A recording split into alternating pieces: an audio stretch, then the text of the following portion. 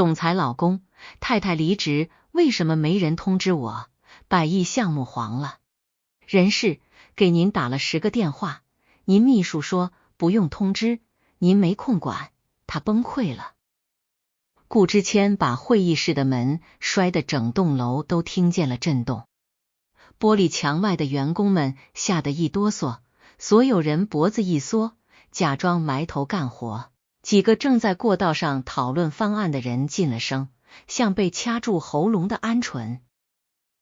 我也在过道上，手里抱着一箱刚从工位收好的私人物品，一个白色搪瓷杯，一盆养了3年的多肉，还有一个早就磨破了角的棕色文件夹。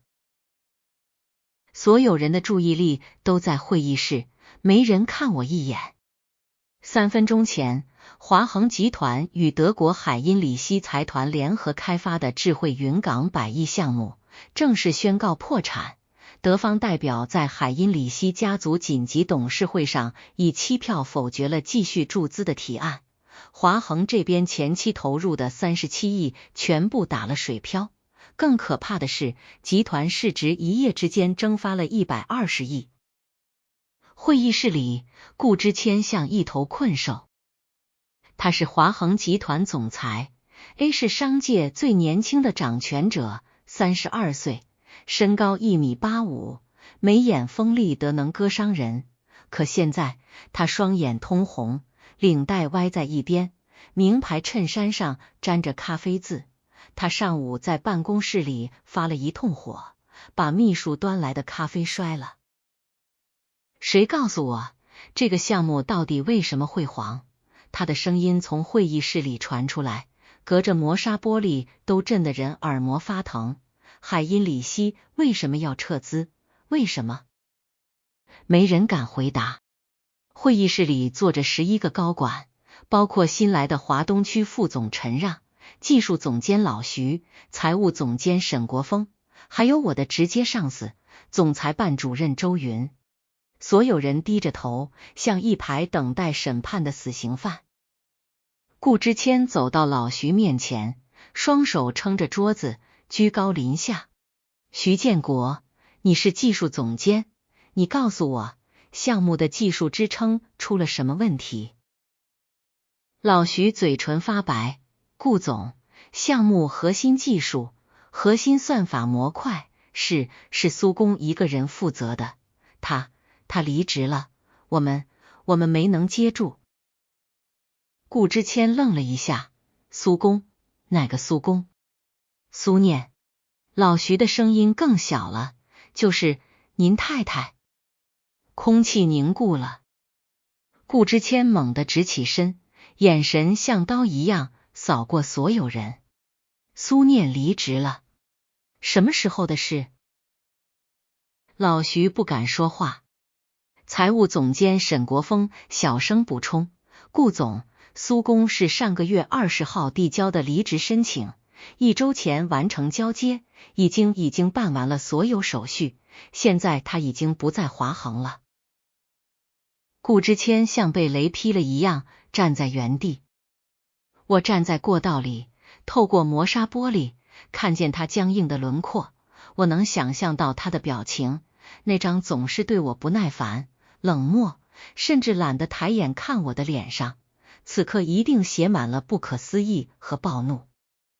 果然，下一秒，他转身一脚踢翻了旁边的椅子。他离职了，你们为什么不通知我？她是我老婆，她还是智慧云港项目的首席算法工程师，她走了，这个项目怎么办？你们都是干什么吃的？老徐和几个高管被吼得往后缩了缩。顾之谦指着门口，去，把人事部的人给我叫来，立刻，马上。3分钟后，人事总监孙红梅战战兢兢地走进会议室，她40出头，平素干练利落，可此刻额头上全是汗。顾之谦盯着他，苏念离职，为什么没人通知我？孙红梅翻开手里的文件夹，声音抖得不成样子，顾总，我们通知了。通知了？顾之谦眯起眼睛，通知谁了？孙红梅鼓起勇气，从苏公提出离职申请那天起，我们总共给您打了10个电话，每一次都是您的秘书林薇小姐接的。她说您没空，说这种小事不用打扰您。她还说苏公的离职流程她会转告您。顾之谦的脸色变了。林薇？他转头看向站在门口的那个女人。林薇，她的贴身秘书，25岁，海归硕士，妆容精致，穿着一套奶白色的香奈儿套装。她一直站在门口，手里端着个 iPad， 脸上维持着得体的微笑。可当顾之谦叫出她名字的时候，她的笑容僵了一下。顾总，他往前一步，声音软糯，我确实接到过人事的电话，但我想着那段时间您正在忙海因里希的谈判，日夜颠倒，我不想拿这种小事给您添堵。至于苏公的离职，我以为他就是闹情绪，过几天就回来了。我真不知道项目会……你不知道？顾之谦冷笑，你一个秘书替我做决定，你知不知道这个项目值多少钱？你知不知道苏念是项目的核心？他走了，海因里希那边谁来对接？他的算法模块谁来承接？林薇眼眶瞬间红了，泪珠在睫毛上颤了颤，像是受了天大的委屈。顾总，对不起，我真的不知道会这么严重，我都是为了您啊。会议室里一片死寂。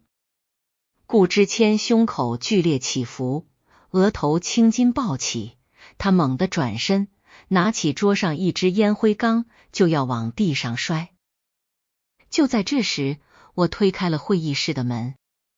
不用摔了，我的声音不响，却像一滴冰水落进了滚油里。所有人齐刷刷地看过来。我抱着纸箱站在会议室门口，身上穿着华恒最普通的灰色工装外套，头发随意扎在脑后，脸上没怎么化妆，只有一双眼睛亮得惊人。顾之谦的动作顿住了，他看见我，像看见一个不该存在的人，惊讶、愤怒、疑惑，各种情绪在他脸上交织。苏念，他叫了一声，声音有些沙哑，你来了正好，你告诉我，你为什么突然离职？你知不知道你这一走，100亿项目？我知道，我打断他，语气平静的可怕，但顾总，我为什么离职，你心里没数吗？顾之谦愣住了。林薇站在旁边，眼泪还挂在脸上，却偷偷抬起眼，充满敌意地看向我。我抱着箱子走到会议桌旁，把箱子放在桌上，里面的东西因为震动，那盆多肉歪了一下，我轻轻扶正。顾之谦，上个月20号，我递交辞职信的时候，给你打过电话，你接了吗？他张了张嘴，没说出话。你当时在陪林薇过生日，我笑了笑，我打了3个电话，都被你挂了。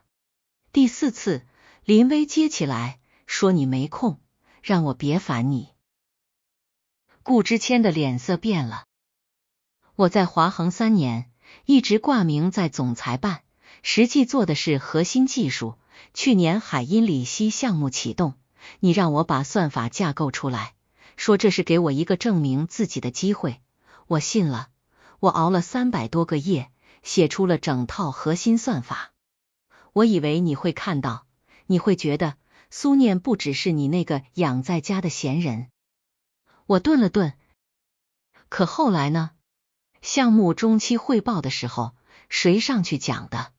林薇。顾之谦的表情裂开了一条缝。去年12月的技术峰会，谁代表华恒做的报告？林薇。你每次对外介绍项目团队的时候，提过我的名字吗？没有，你只会说这是我秘书林薇，项目离不开他。我深吸了一口气，把涌到眼眶的酸意压下去。顾之谦，你从来不觉得我重要，在你眼里，我就是那个每天给你做早饭，等你回家，偶尔帮你改改 PPT 的太太。我的工作，我的能力，我的付出，你全都看不见。你只看得见林薇身上那套香奈儿和她的斯坦福文凭。会议室里鸦雀无声，林薇的脸一阵青一阵白，嘴硬道：苏念，你胡说什么？那些汇报是顾总安排的，我又没抢你的。你没抢。我转向他，笑了笑，林薇，我邮箱里还留着你去年发给我的一条消息，你要不要我当着大家的面念出来？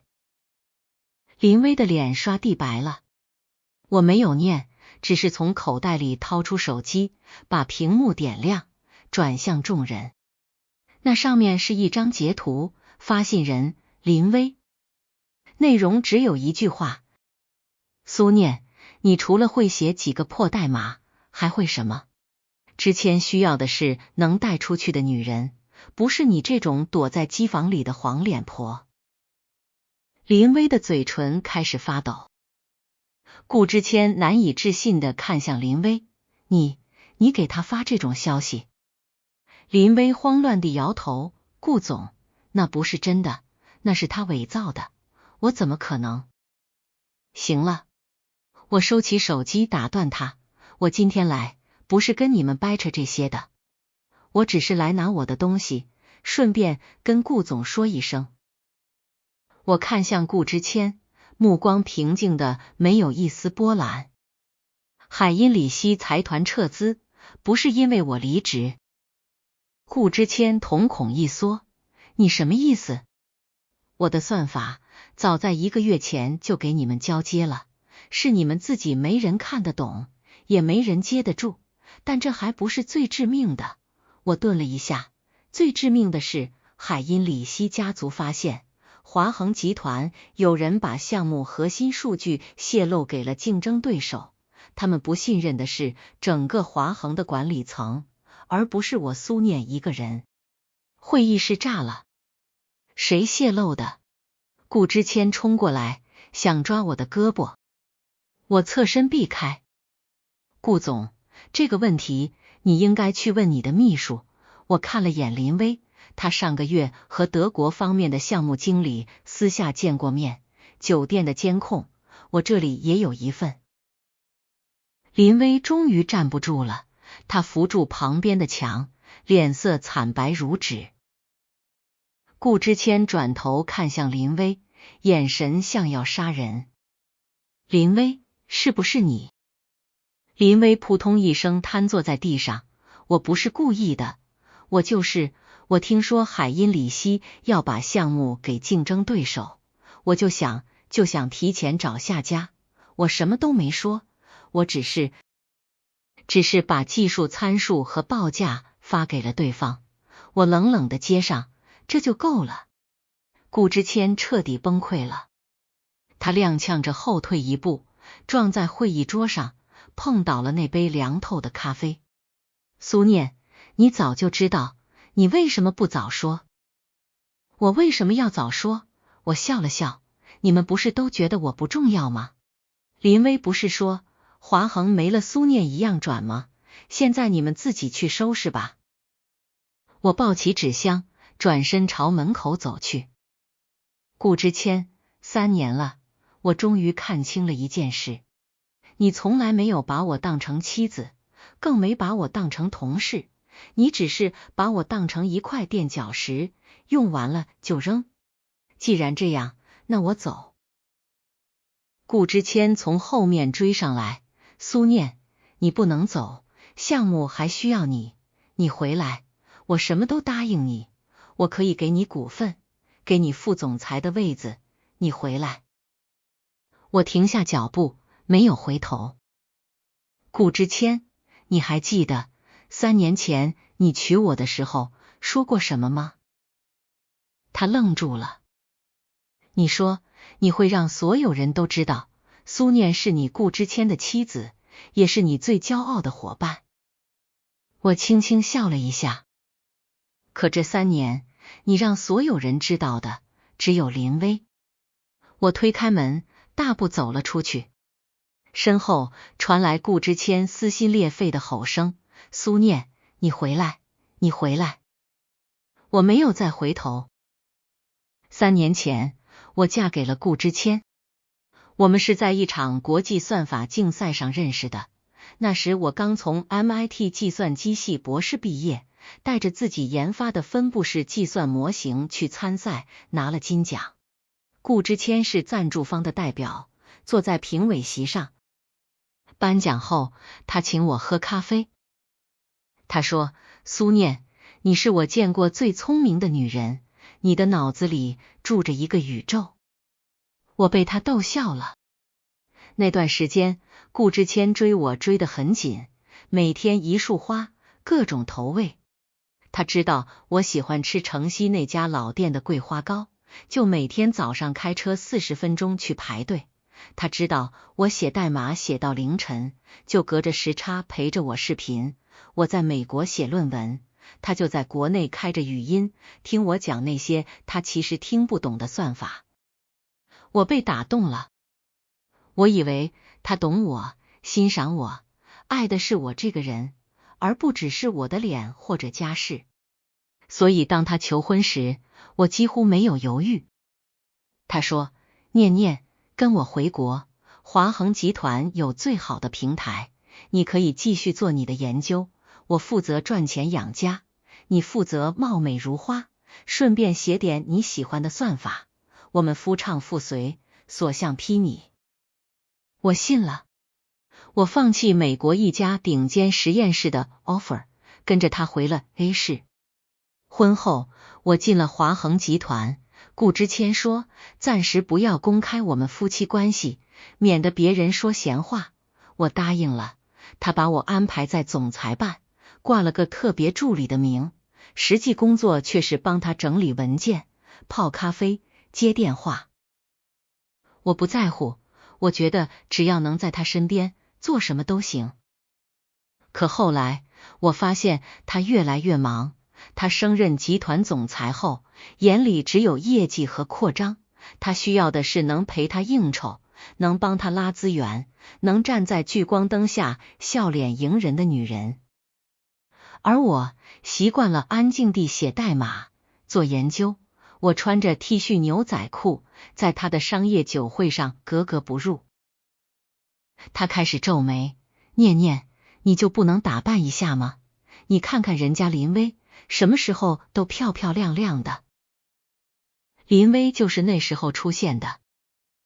顾之谦招了一个新秘书，海归，斯坦福商学院毕业，会4国语言，身高1.72米，腿长腰细，最重要的是，他能在任何场合给顾之谦撑面子。从那以后，顾之谦出席活动，身边跟着的永远是林薇。他们出双入对，被媒体拍到同框，上了好几次头条。所有人都说林薇和顾总真般配。有人问我怎么不生气，我笑着说工作而已。可我心里不是没有感觉，每次看到顾之谦和林薇一起从机场出来，每次看到他们并肩走进酒店旋转门，我心口就像被钝刀子一下一下地割。但我告诉自己，顾之谦只是工作需要，林薇是他的秘书，带秘书出席活动再正常不过。我一直在自欺欺人。直到那天，我加班到深夜，去他办公室送一份文件。推开门，看见林薇坐在他的办公椅扶手上，手里拿着一杯红酒，而顾之谦就靠在椅背上，仰头看着他笑。两人之间的距离近得令人窒息。我站在门口，像被浇了一桶冰水。林薇先看见我，却没有躲开，反而笑得更甜。呀，苏姐，这么晚你还没走啊？我们正跟客户视频会议呢，顾总累了，我给他倒杯酒提提神。我看向顾之谦，他皱了皱眉，你怎么不敲门就进来？有事？我沉默几秒，把手里的文件放在茶几上，这是海因里希项目需要的算法进度报告，放这儿了。然后转身离开。身后林薇娇俏的声音传来，顾总，苏姐不会生气了吧？要不我明天去跟她解释解释。顾之谦的声音带着酒意，不用，他就那脾气，过会儿就好了。我站在电梯口，按了好几下按钮，电梯门开的时候，我才发现自己的手指在发抖。那一刻，我下了一个决心，我要走，不是冲动，是失望攒够了。我写辞职信的那天，正是顾之谦和林薇一起飞欧洲，跟海因里希财团进行第3轮融资谈判的日子。我的辞职信很简短，没有控诉，没有指责，甚至没有提林薇，我只写因个人职业发展原因，申请辞去华恒集团一切职务。我用内部系统提交了流程，然后把纸质版交给人事总监孙红梅。孙红梅看到我的名字，眼睛都瞪大了。苏工，您要离职？这海因里希项目离不开您啊。我笑了笑，项目离了谁都赚。孙姐，谢谢这几年您对我的照顾。孙红梅拦不住我，只能按流程走。按照公司规定，核心岗位人员离职必须通知集团总裁。于是人事部在接下来的2周里，陆陆续续给我打了10个电话。准确的说是给顾之谦打电话，但每次都是林薇接的。林薇每次的回复都差不多。顾总在开会，没空。顾总正在跟德方通视频，不能打扰。这种小事也要打扰顾总？你们人事部是干什么吃的？不会自己处理？苏念离职就离职呗，华恒还缺他一个人不成？这最后一句是林薇在电话里的原话。人事部的通话录音，我后来拿到了。孙红梅一度很为难，她试着在顾之谦出差回来那2天，亲自去总裁办找他，但林薇把他拦在门外，说顾总刚落地，要倒时差，不见人。就这样，我的离职流程在顾之谦完全不知情的情况下顺利走完了。公司补了我2个月工资，我退了工卡，注销了权限。我走的那天，整个总裁办没有一个人送我，只有技术总监老徐偷偷在楼下等我，他一脸愁容。苏工，你走了，海因里希项目的算法模块怎么办啊？你带的那几个年轻人都还没出师呢。我拍了拍他的肩膀，徐哥，我已经把架构文档和代码注释写到最详细了，只要用心能接上，但前提是得有人愿意去机房看。老徐叹了口气，现在谁还愿意钻机房？顾总只喜欢那些能陪他上酒桌的。我笑了笑，没说话。林薇从一开始就在布局。他进入华恒后，发现顾之谦的妻子居然是公司里那个低调到几乎透明的苏念。他先是不屑，后来发现我在海因里希项目中的作用越来越大，开始警觉。他清楚，如果让顾之谦意识到我的价值，那他这个秘书就永远只是个秘书。所以他用尽了手段。顾之谦每一次要给我安排重要工作时，林薇就会不经意的提醒他，顾总，苏姐平时还要照顾家里，这么重要的任务交给他，怕他太累了，要不我来分担一些。顾之谦觉得林薇懂事，我的每一次成果，林薇都会在汇报时巧妙地把自己的名字加进去。他在 PPT 上写项目组，在邮件里说我和苏工在对外发言时干脆不提我。时间长了，大家只知道林薇参与了海因里希项目，而苏念只是提供了一些技术协助。顾之谦也这么认为。我懒得争，不是因为我软弱，而是因为我早就看透了顾之谦。一个男人如果不愿意看见你，你站在他眼皮子底下，他也看不见。我把自己所有的心血都投进了算法里，每一行代码，每一个参数，我都做到极致。我想，总有一天，当项目成功的那刻，他会看到吧。可我错了。海因里希项目进行到第3轮融资时，德方突然提出要见一见项目的核心算法负责人。顾之谦带去了林薇。林薇在德方面前背了一套我写的术语，但德方问了3个技术细节，他一个都答不上来。德方代表面面相觑，当场问了一句：这位女士真的是首席工程师吗？她似乎并不了解自己的系统。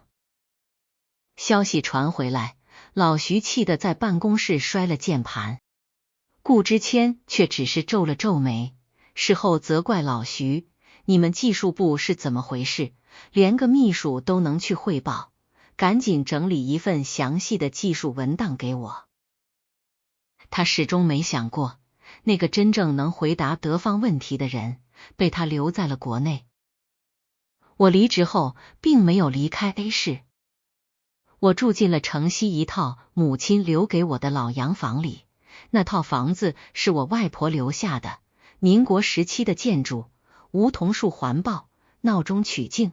我花了3个月，把里面重新装修了一遍，建了一间20平米的实验室。我给自己放了一个长假，白天侍弄院子里的花草，晚上写代码。没有人催我，没有人用那种你怎么这么没用的眼神看我。我的世界突然安静下来。直到3天前，我收到了一封邮件，发件人是海因里希家族的掌门人海因里希·冯·施耐德。那个70多岁的德国老头子在邮件里用生硬的中文写：苏女士，我们需要谈谈关于智慧云港项目，更重要的是关于你。我没有回。第2天，一个德国男人出现在我家门口，是海因里希家族的首席投资官，名叫马克西米利安。他带来了一份文件。苏女士，这是家族董事会对您的正式邀请。他的中文很流利。施耐德先生希望邀请您加入海因里希集团，担任亚太区首席技术官，年薪300万欧元，另加项目分红。我笑了笑，我凭什么去？马克西米利安说，因为您是这个行业里唯一一个能写出云港协议的人。施耐德先生等了这么多年，就是为了找到您。我沉默了。云港协议是我在 MIT 读博期间提出的一个理论框架，它可以实现跨国数据流的毫秒级响应，是智慧云港项目的底层核心。3年前，我把它用在了华恒和海因里希的合作上，但顾之谦不知道，他只以为那是我随便写出来的东西。马克西米利安递过来一张名片，苏女士，华恒集团正在崩塌，我们只等您一句话。我接过名片看了3秒，然后说，让我考虑一下。顾之谦从会议室追下楼的时候，我已经上了一辆黑色的宾利。陈让在车里等我。陈让，3年前我在美国认识的朋友，现在是华恒集团华东区副总裁，但很少有人知道他还有一个身份，海因里希家族基金在亚洲的代理人。他递给我一杯温水，都处理完了。我点点头，你那边呢？德方已经正式通知华恒，终止所有合作。华恒的股价今天跌停了。陈让看了我一眼，顾之谦在楼下站了快半小时了。我透过车窗看见顾之谦站在公司大厦门口，头发散乱，领带歪斜，一副失魂落魄的样子。他手里拿着手机，不停地拨号。我的手机震了一下，是他的来电。我把手机调成静音，放在一边。走吧，我说。车子缓缓驶离，顾之谦似乎看到了我，冲上来拍打车窗，嘴型在喊：苏念，你下车，你听我解释。我闭上了眼睛。陈让轻轻说：真不给他一个机会？我给了他3年。我笑了一下，机会是用完的，不是攒出来的。华恒集团和海因里希的项目彻底告吹后，股价连续暴跌，各大银行纷纷抽贷，供应商堵在门口讨债。顾之谦从风光无限的总裁变成了到处求人的可怜虫。他第一时间开除了林薇。林薇哭得梨花带雨，跪在总裁办公室里抱住他的腿：顾总，我错了，你原谅我，我以后再也不敢了，我什么都不要，只想留在你身边。顾之谦一脚踢开他：滚！如果不是你拦着电话，苏念根本不会走，如果不是你泄露数据，海因里希也不会撤资，你给我滚，别让我再看见你。林薇被保安拖了出去，她的香奈儿套装在拉扯中撕了一道口子，高跟鞋掉了一只，狼狈得像个疯子。但开了林薇也救不了华恒。顾之谦开始疯狂地找我，他打我的电话，我不接；他托老徐带话，我不见。他甚至找到我母亲留下的老洋房，在梧桐树下站了一整夜。我透过窗户看着他的身影，那个曾经不可一世的男人，现在弯着腰，不停地搓着手，像个无助的孩子。我的心软了一瞬间，可下一秒，我就想起3年来那些冷漠的夜晚，想起我写代码到凌晨3点，他带着酒气和香水味回来，只丢下一句还没睡，别熬了，没人在乎。想起我穿着旧 T 恤站在他那些光鲜的朋友中间，他眼里的嫌弃。我把窗帘拉上了。第二天，顾之谦的母亲顾老太太亲自上门。她是个强势了一辈子的女人，3年前她就不同意顾之谦娶我，说我书呆子气，不会来事。现在她坐在我客厅的沙发上，端着茶杯，语气里还是那股居高临下的味道。苏念，你闹够了没有？华恒都快被你闹垮了，你不为自己想，也该为顾家的脸面想想。赶紧回去，跟之谦一起把项目救回来。等华恒过了这个坎，你要什么，顾家都给你。我笑了笑，顾阿姨，我要什么？她以为有戏，脸色缓了缓。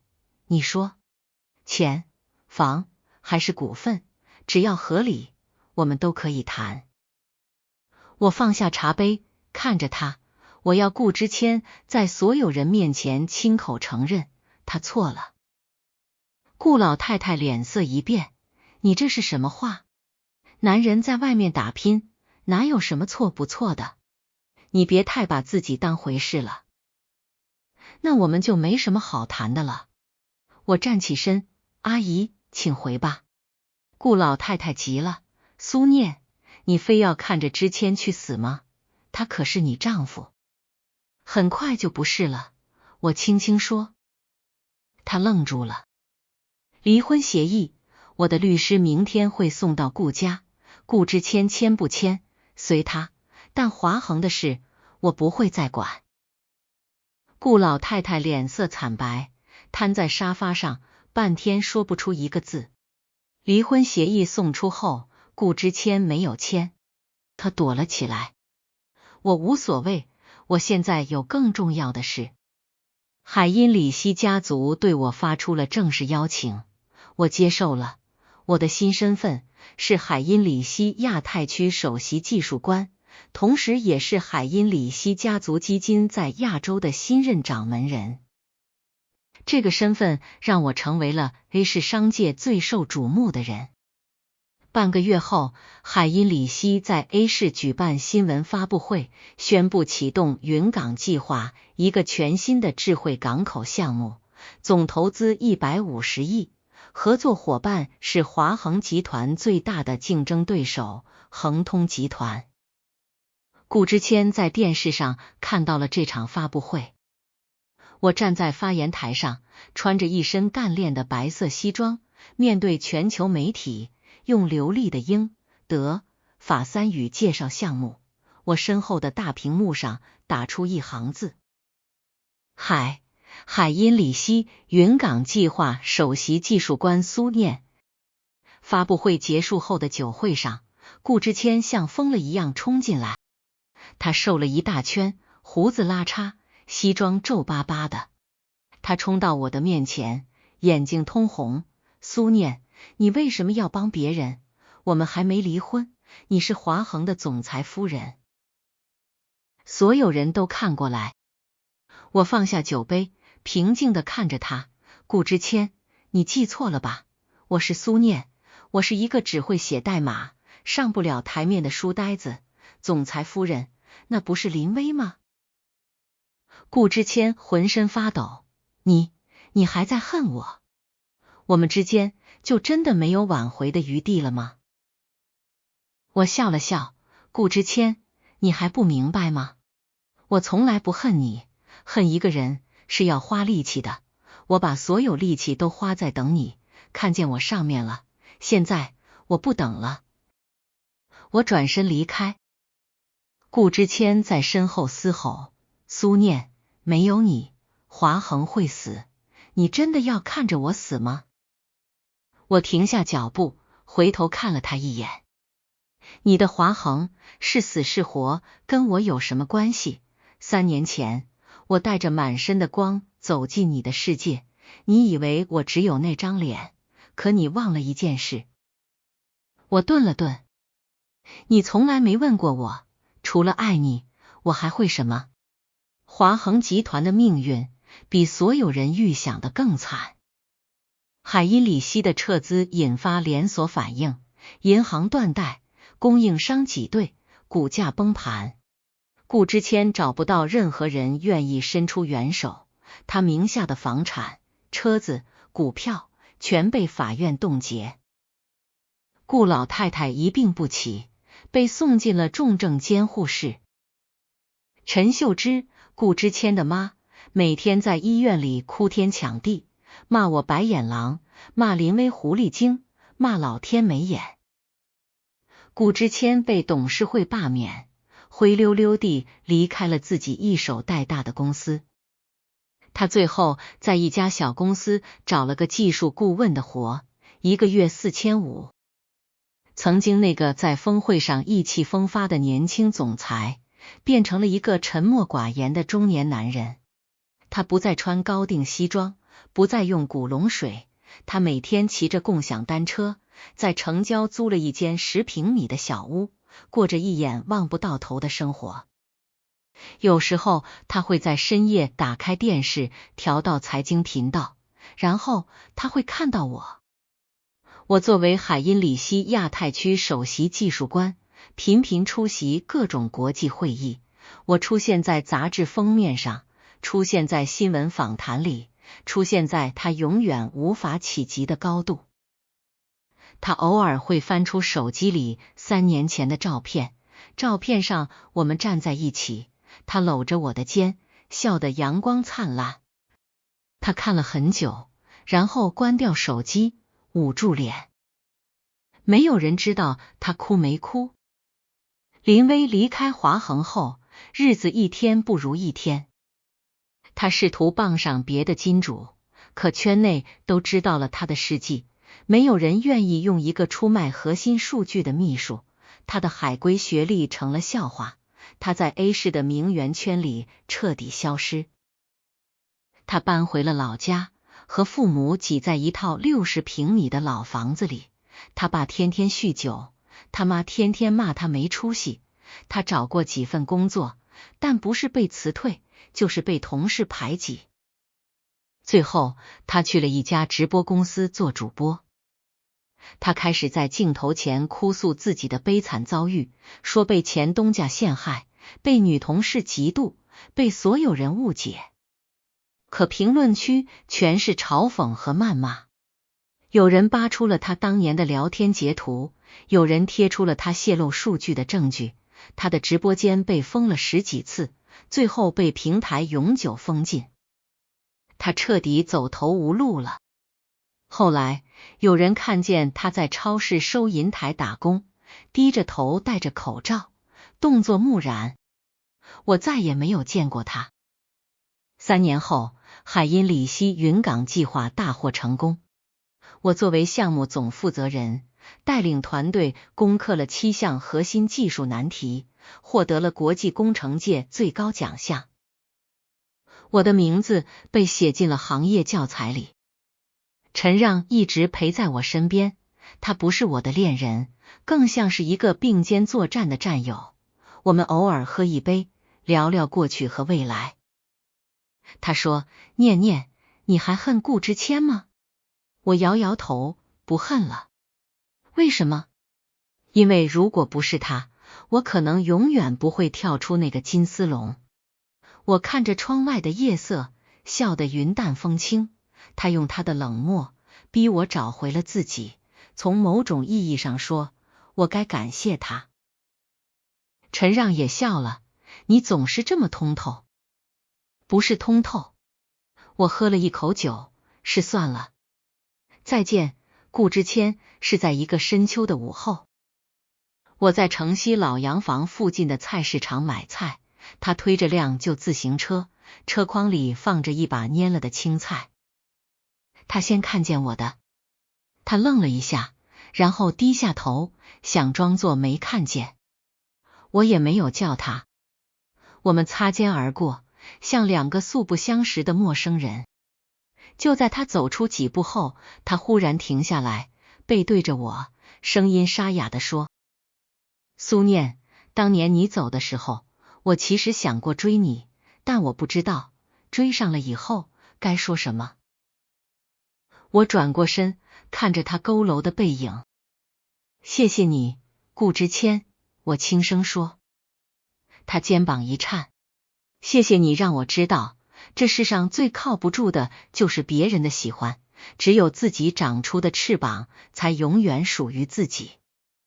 他慢慢转过头，眼里有泪。我没有再说话，转身离开。身后的夕阳把整条街染成了金色。又过了几年，我辞去了海因里希的职务，成立了自己的科技公司。公司的名字叫念科技。我把自己多年积累的算法和技术全部开源，做成了行业标准。我的公司很快成为全球最受瞩目的科技独角兽。我没有再婚，不是不期待爱，只是我终于明白，爱自己才是终身浪漫的开始。顾之谦的消息偶尔会从旧同事口中传来，听说他去了南方一个小城，在码头做调度员。有人说他结婚了，有人说他一个人过，我都不在意了。我站在自己公司大楼的顶层，俯瞰整个城市。楼下人来人往，像一条川流不息的河。我端起咖啡，轻轻抿了一口。窗外的天空很蓝，有几只鸟飞过，划出自由的弧线。我忽然想起很多年前，顾之谦在求婚时说过的一句话。他说：“苏念，你是我见过最聪明的女人，你的脑子里住着一个宇宙。”我当时笑他肉麻，可现在我终于明白，我的宇宙从来不需要别人来住，我自己就是它的主人。念科技搬进新大楼那天，我在顶层栽了一棵桂花树，不是真树，是一棵全息投影的桂花树，树干是我自己写的3维建模程序。花开的瞬间，整个顶层办公室都飘着若有若无的桂花香，那是母亲最爱的花，也是我在这座钢筋水泥城市里唯一愿意留下来的柔软。苏总，海因里希家族的代表到了。新助理小柯推门进来，手里抱着几份文件。他跟了我2年，从海因里希亚太区跟到现在的念科技，做事利落，话不多，是陈让一手带出来的人。我看了眼时间，放下手里的咖啡，让他去会议室吧。对了，恒通集团的人是不是也到了？小柯点头，恒通的沈总亲自来了，还带了他们的技术团队。我挑了挑眉，沈恒，恒通集团的创始人，也是当年华恒集团最大的竞争对手。云港计划里，他就是我最大的合作伙伴。这些年，我们联手拿下了几乎整个亚太市场的智慧港口业务，从新加坡到迪拜，从上海到鹿特丹。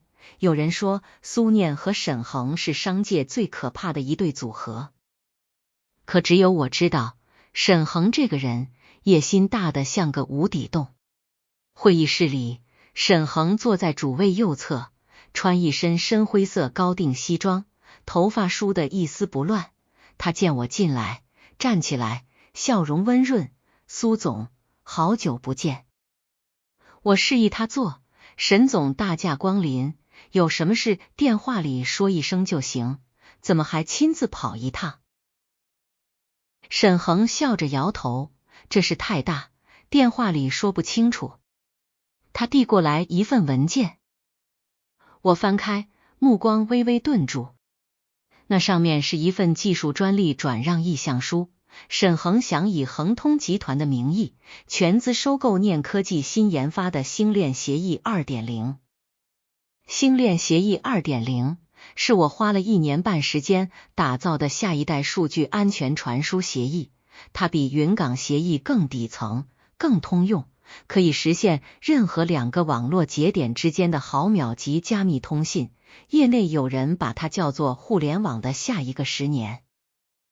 沈恒出的价格很诱人，现金加股权，折算下来超过200亿。可我看都没看价格，直接把意向书合上，推了回去。沈总，念科技的技术不卖。沈恒的笑容淡了一分，苏念，我们是老朋友了，你该知道，一项技术就算再强，没有商业落地，也就是一堆代码而已。把技术交给我，我能让它变成全球标准，你专心做你的研究，我负责市场双赢。我端起茶杯，轻轻抿了一口。沈恒，你当年跟我合作云港计划的时候，也说过同样的话，后来呢？恒通拿到了多少市场？念科技又得到了什么？沈恒脸上的笑彻底消失了。苏念，有时候太聪明不是好事。我放下茶杯，直视他的眼睛。沈总，你今天来，如果只是谈收购，那我们已经谈完了。如果你还念及当年华恒倒台时，我拉了你一把的情分，那我们就好好说话，否则门在那边。会议室的气氛骤然冷了下来。沈恒看着我，沉默了10几秒，最后忽然笑了。苏总果然还是那个苏总。行，那今天就不谈收购，我有个更重要的消息要告诉你。他顿了顿。顾之谦回来了。我端茶杯的手没有一丝停顿。跟我有什么关系？沈恒盯着我，像要看穿我所有伪装。他1个月前就到了 A 市，不是一个人回来的，他身边还带着一个女人和一个孩子。我心里某个地方轻轻动了一下，但面上依然平静如水。沈总什么时候对我的前夫这么感兴趣了？我对你感兴趣，沈恒说的直白。苏念，你是我见过最强大的女人，但再强大的人心里总有软肋。我可以帮你，无论顾之谦回来想干什么，只要你愿意，我们可以成为比朋友更亲密的关系。我笑了。沈恒，你这个人最大的问题就是总觉得自己能掌控一切。我站起身，朝门口走去，包括我。可你错了。身后，沈恒的声音不急不缓，苏念，顾之谦不会无缘无故回来，你不好奇吗？那个孩子是谁的？我没有回头，但出了会议室，我掏出手机给陈让发了一条消息，帮我查一下顾之谦，尽快。陈让的动作很快，第二天下午，一份详细报告就躺在了我的邮箱里。顾之谦确实回了 A 市，4年前他去了南方，在码头做调度员。后来因为一次码头系统的技术故障，他顺手修复了几个代码漏洞，被那家港口公司提拔成了技术主管。再后来，他跳槽到一家中型物流企业做技术总监。他一直没有再结婚。报告里写得很清楚，顾之谦目前单身，他身边的女人是他妹妹顾瑶，那个孩子是顾瑶的女儿，刚满2岁。我关掉报告，靠在椅背上，看着窗外发了会儿呆。顾瑶，那个曾经跟林薇一样看不起我的小姑子，3年前华恒破产后，她丈夫跟她离了婚，把她和刚出生的女儿赶出了家门。没想到她会带着孩子去投奔顾之谦。这世上的事真是讽刺。我没有再管他们。念科技的星链协议 2.0 即将发布，我几乎把所有时间都泡在实验室里。新的协议架构还有最后几个节点需要优化，团队里的年轻人已经连续熬了2个通宵。我作为项目总负责人，不可能先去管那些陈年旧事。直到半个月后，星链协议 2.0 发布前夜，我收到了一条陌生号码发来的短信。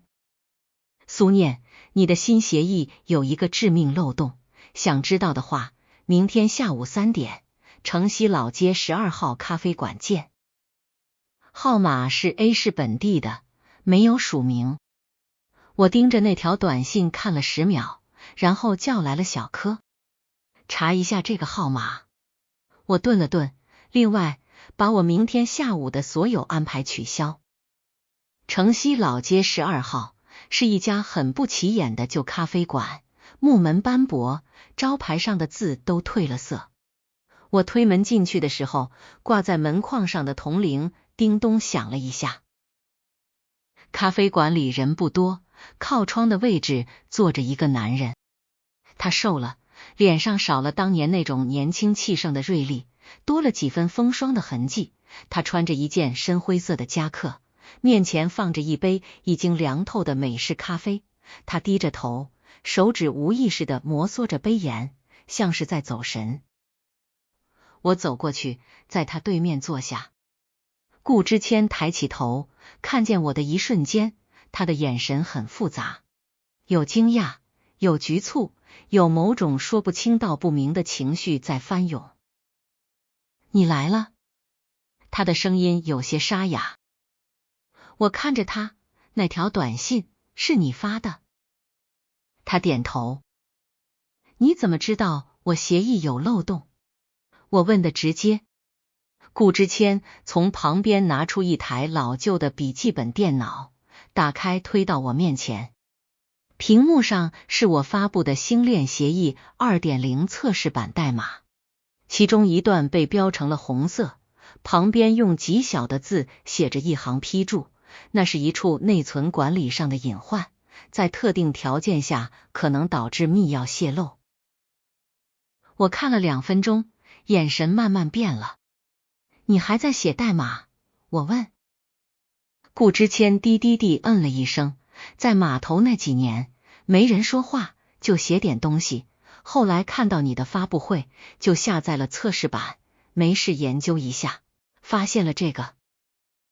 我合上电脑，看着他，你约我出来，就是告诉我这个。顾之谦沉默了几秒，星链 2.0 发布在即，如果这个漏洞被有心人利用，你的整个安全体系都会被质疑。念科技刚起步，经不起这种打击。谢谢，我说的真诚，但这个漏洞我们内部已经发现了，发布版本里已经修复，不过还是谢谢你。顾之谦愣了一下，然后点点头，那就好。他低头去拿咖啡杯，杯子已经凉了，他喝了一口，表情有些苦涩。你过得好吗？他问。很好，我回答。又是一阵沉默。苏念，他抬起头，眼里有太多复杂的东西。我这次回来不是来打扰你的，我只是想找份工作。A 市的技术岗位比我待的那个小城市多一些。顾瑶带着孩子，总要生活。你想让我帮你介绍工作？我挑眉。顾之谦摇头，不是，我是想说，如果你在 A 市听到什么关于我的传言，别信，我从来不想再给你添麻烦。我看着他那张熟悉又陌生的脸，忽然觉得心里很平静，就像看一片曾经掀起过惊涛骇浪的海面，如今只剩下退潮后的礁石，沉默而粗粝。顾之谦，其实你没必要躲着我。我说，过去的事我已经放下了，你如果凭自己的能力在 A 市立足，我不会拦你，但如果你还想打念科技的主意，我会让你知道代价是什么。顾之谦笑了，笑容有些发苦。你果然一点没变。我站起身，谢谢你的提醒，咖啡我请了。走出咖啡馆，外面的阳光很好，我深吸了一口气，觉得心里有什么东西彻底松开了。星链协议 2.0 发布会在 A 市国际会议中心举行，全球3000多家科技公司、政府机构、投资机构派代表到场。海因里希家族掌门人施耐德老先生亲自从德国飞过来，坐在第一排，笑眯眯地看着台上。我穿着一套黑色丝绒西装，站在聚光灯下，身后的大屏幕上是星链协议 2.0 的实时运行界面，无数条数据流在屏幕上游走，像一条发光的银河。星链协议 2.0 不只是一个通信协议，我开口，声音通过麦克风传遍整个会场，它是一套全新的信任机制。过去，数据安全靠中心化的服务器和复杂的加密算法，但从今天起，安全将变成网络本身，每一个节点，每一条链路都是一道锁，任何试图撬开它的行为，都会瞬间暴露在整张网络中。台下掌声如雷，可就在这时，我的手机在口袋里震了一下，我没有理会。发布会进行到最后环节，是媒体提问时间。一个坐在后排的记者站起来，手里举着一份打印出来的文件，大声问：苏总，有人向我爆料，说星链协议 2.0 存在重大安全漏洞，您对此有什么回应？全场哗然，所有人都转头看向那个记者。我看着他手里的文件，嘴角弯了弯。这位记者朋友，你说的漏洞，是不是指协议在密钥分发阶段的内存管理问题？记者一愣，低头看了一眼文件，有些不确定。是的，就是。那个问题，我们的团队在发布会前已经修复了。我微笑着看向摄像机，不过，你的消息很灵通，请问你的爆料人是谁？记者支支吾吾，这个不便透露。我点点头，理解，那我来替你透露吧。我走到旁边的电脑前，操作了几下，大屏幕上出现了一段聊天记录，是沈恒和一个神秘人的对话。神秘人向沈恒提供星链协议 2.0 的漏洞细节，沈恒则将消息透露给媒体，试图在发布会当天制造恐慌，拉低念科技的估值。全场死寂，沈恒就坐在第2排，他的脸色在灯光下一点点变得铁青。我看向他，沈总，你要不要解释一下？沈恒站起来，脸上强装镇定，苏念，你这是伪造的，我怎么可能做这种事？伪造？我笑了笑，又调出一段视频。视频里，那个神秘人的脸清晰可见，是一个留着胡子的男人，30来岁，怀里抱着一台电脑，他正在跟沈恒的人见面，一手交钱，一手交文件。而那个男人是顾之谦在南方港口公司时的一个同事，他趁顾之谦不在，偷走了他电脑里的部分研究资料，然后把漏洞细节卖给了沈恒。沈总，你花50万买的漏洞，其实是我故意放出去的。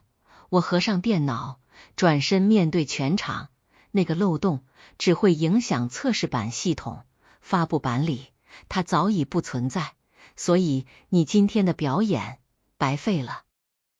沈恒再也维持不住镇定，他猛地转身朝出口走去，2个安保人员拦住了他。我看着他狼狈的背影，声音平静，沈总，你当年从华恒岛台里捞了多少？我可以不计较，但你想把手伸进念科技，那我们就只能算算总账了。沈恒被请出了会场，发布会继续进行，掌声比之前更热烈。散场后，施耐德老先生走到我身边，拍拍我的手，苏，你越来越让我惊喜了。我笑了笑，施耐德先生，这只是开始。沈恒的事在 A 市掀起了轩然大波，恒通集团因为涉嫌商业间谍和恶意竞购，被有关部门立案调查。沈恒本人被限制出境，公司股价蒸发了一大半。顾之谦通过那台被偷的电脑，间接帮了我的忙。虽然那个漏洞本来就是我设下的圈套，但如果没有他主动约我见面，我可能不会那么快锁定沈恒的动作。陈让问我，你要不要谢谢顾之谦？我摇了摇头，他不知情，也不用知道，这样最好。陈让欲言又止，想说什么就说。我看了他一眼，顾之谦在找工作，你知道吗？我知道，有几家公司本来已经准备录用他，但听说他跟你的关系，又都缩回去了。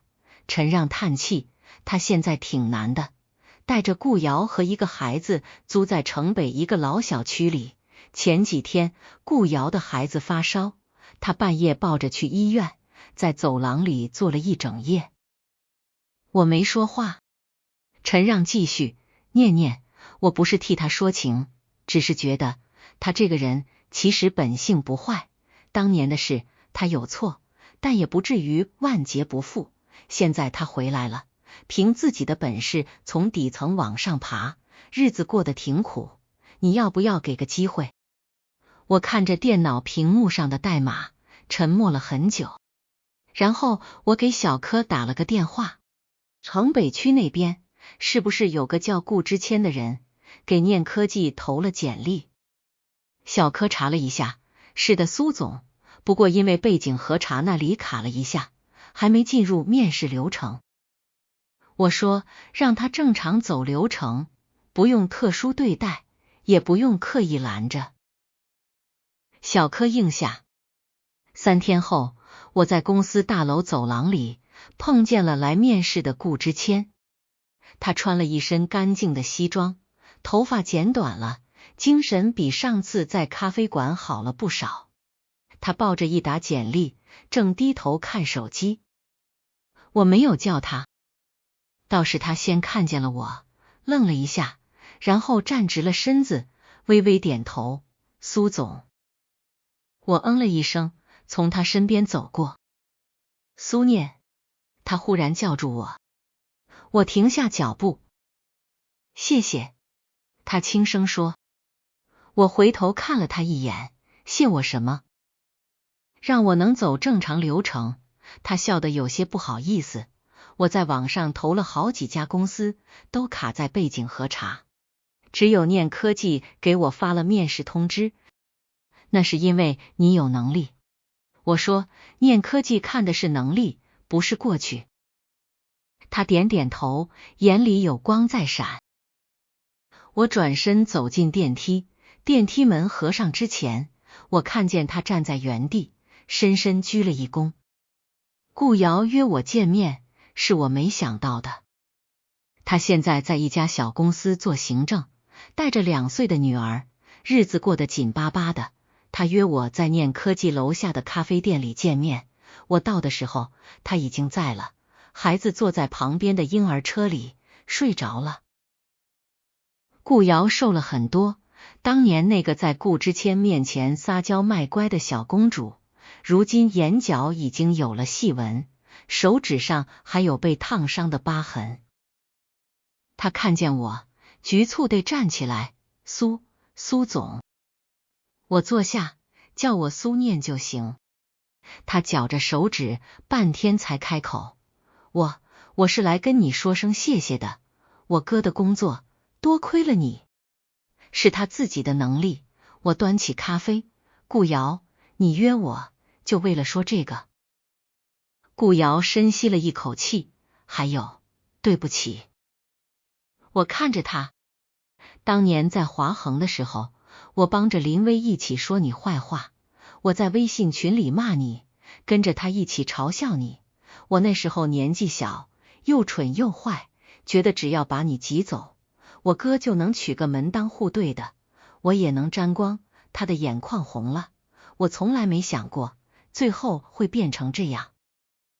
他低下头，眼泪掉在桌面上。我哥他其实很后悔，但他不敢说。他说他欠你一句对不起，可他不配站在你面前说。我沉默了一会。顾瑶，过去的事就让它过去吧，你的道歉我收下，以后别让过去绑住了。你还有个女儿，你要给她一个好的未来。顾瑶抬起头，眼泪哗哗的流。苏念，你不恨我吗？我笑了一下，恨过，但现在不恨了，因为不值得。我起身，从包里拿出一张名片，放在桌上。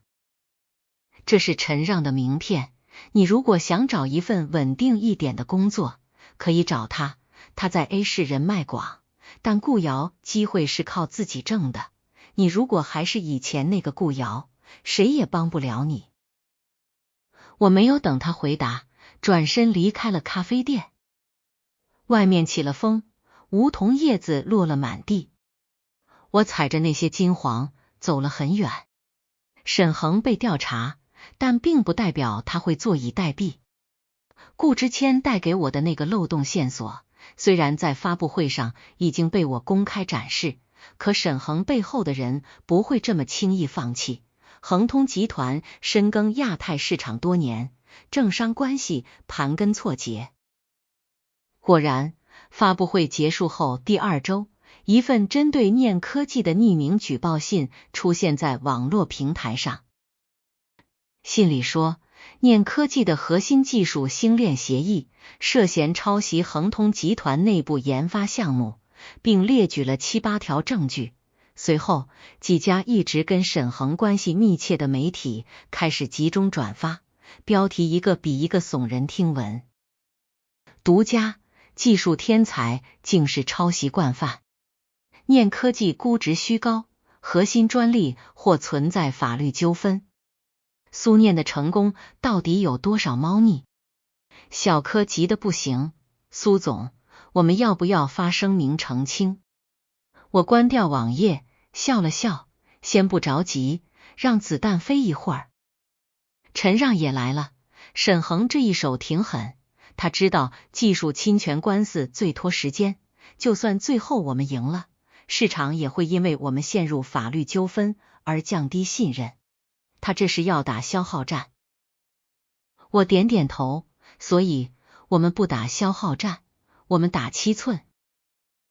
我让团队连夜整理了一份资料，把沈恒这3年通过恒通集团向海外转移资产、规避监管、行贿关键人物的证据全整理了出来。这些资料我攒了快1年，本来打算用在更关键的时刻，但现在时候到了。第2天，念科技召开新闻发布会，我亲自上场，只做了一件事。我放出沈恒行贿海外官员的银行流水、录音和邮件截图，每一条都足以让他在任何一个法治国家被起诉。我对着镜头说了2句话。沈恒，你举报我抄袭。好，那我们看看到底谁在偷。我苏念的东西，每一行代码都是自己写的，你的东西每一笔黑钱都是自己吞的。当晚，沈恒在机场被带走，恒通集团彻底崩盘。沈恒被批捕那天，我在办公室加班到很晚。小柯已经下班了，整个顶层只剩我一个人的灯亮着。我起身倒了杯水，走到落地窗前，城市的灯火像地上的星星，密密麻麻地铺到天边。手机响了一下，是顾之谦发来的一条消息。我看到新闻了，恭喜，又赢了一场。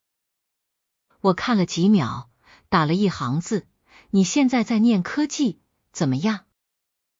他回得很快，已经入职2周了，在底层算法组，徐哥带我。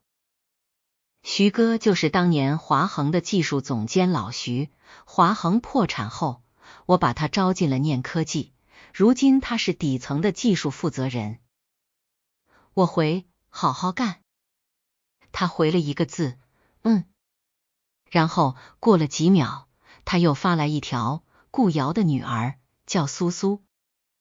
我盯着那2个字，胸口某个地方轻轻动了一下。苏苏，当年离开顾家时，我给自己起的英文名叫 Susie， 母亲小时候叫我的乳名就是苏苏，除了顾之谦，没人知道这些。为什么叫苏苏？我问。他说，希望女儿长大后能像苏念一样。他顿了顿，不靠任何人也能活得漂亮。我关掉对话框，没有回。窗外，城市的夜风从窗缝里钻进来，带着深秋的凉意。我站在黑暗里，忽然笑了。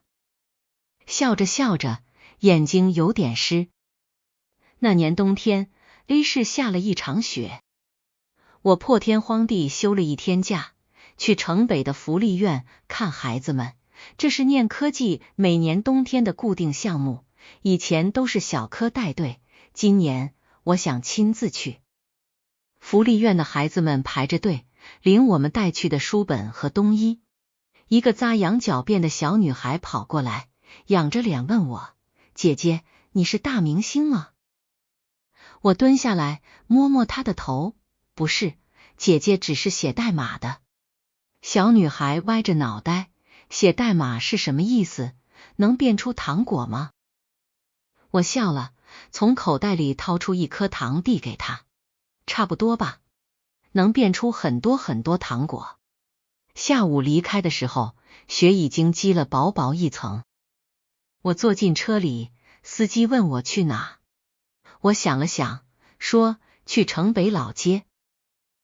车子停在老街口，我下了车，慢慢的走。老街还是老样子，旧咖啡馆还在，门上的铜铃还能响。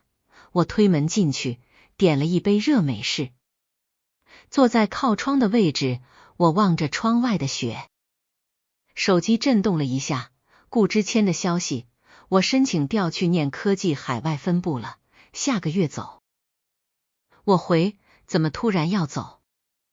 他回，有个海外项目缺人，我想去试试，也顺便换个环境。我沉默了一会儿，什么时候走？我送你。他回得很快，不用了，你那么忙。我就是跟你说一声，苏念，谢谢你让我进念科技，这份工作是我这些年来最开心的事。我看着那行字，没有再回。半个小时后，我走出咖啡馆，雪已经下大了，整条街安静得像一幅画。我站在门口，忽然看见街对面站着一个人，顾之谦。他穿着那件深灰色夹克，头发上落了雪，手里拎着一个小行李箱。他也看见了我，我们隔着一条街对望了很久。然后他朝我挥了挥手，转身走进了风雪里。我没有叫他，我只是站在原地看着他的背影，一点点被雪雾吞没，直到再也看不见。那一天 A 市的雪下得很大，可我心里却前所未有的晴朗。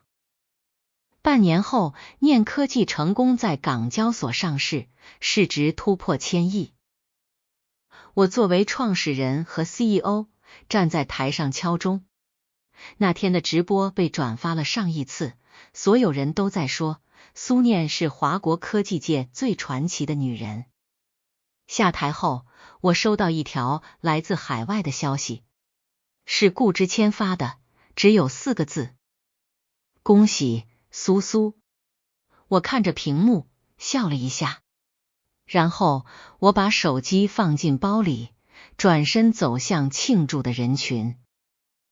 身后的大屏幕还在滚动，播放我的照片，我的名字被一遍遍地提起，像一面旗帜，在风中猎猎作响。